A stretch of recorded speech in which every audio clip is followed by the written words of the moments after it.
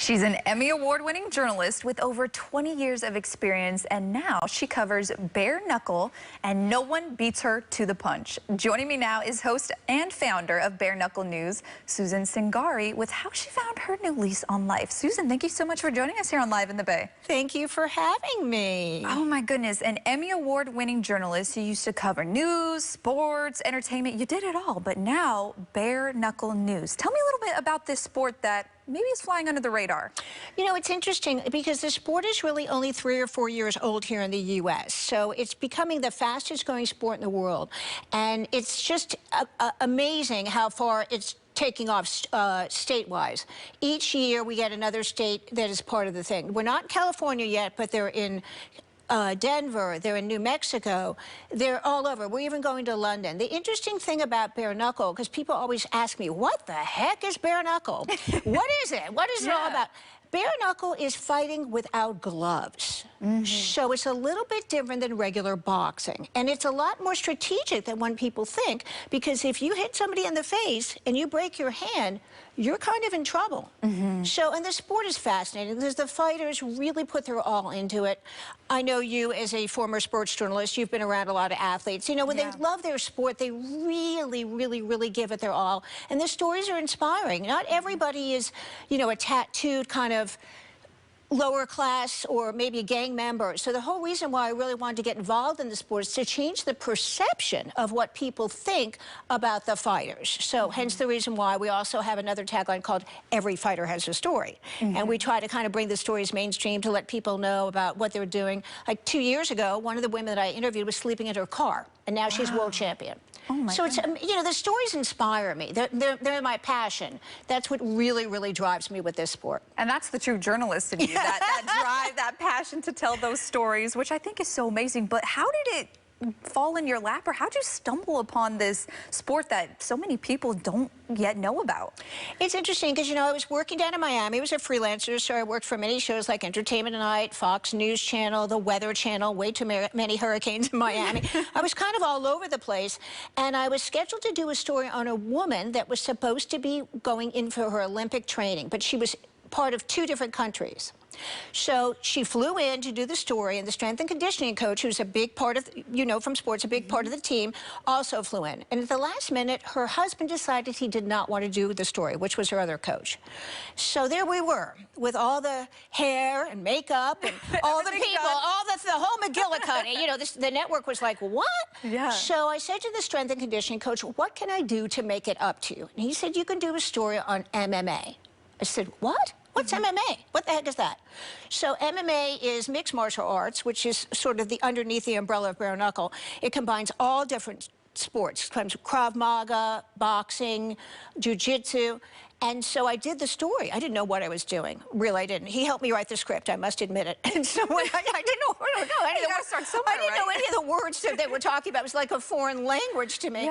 So I started working, doing MMA, and then I loved MMA, and I was really fascinated with MMA, but I switched over to bare knuckle because it is the fastest growing sport, and so many of the athletes in mixed martial arts are coming over to bare knuckle. In fact, we even have a football player that's coming to bare knuckle. Wow. Yes, really? girl. Greg Hardy. Go, Greg. Oh, my goodness. That's incredible. So now you stumbled upon this new passion of yours, and I could tell you're so passionate about it, which is amazing because for so many years you did something different. What is the biggest difference in what you do now with bare knuckles compared to what you were doing before in news, sports, entertainment?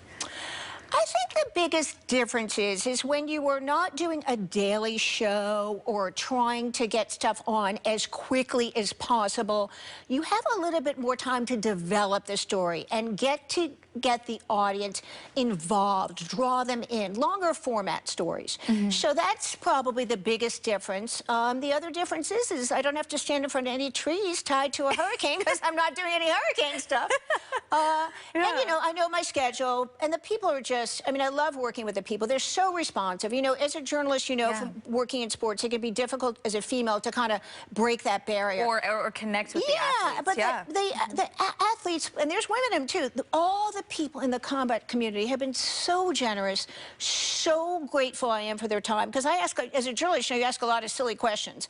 And sometimes I can hear them saying, what the heck is she asking me about this? Why does she ask after?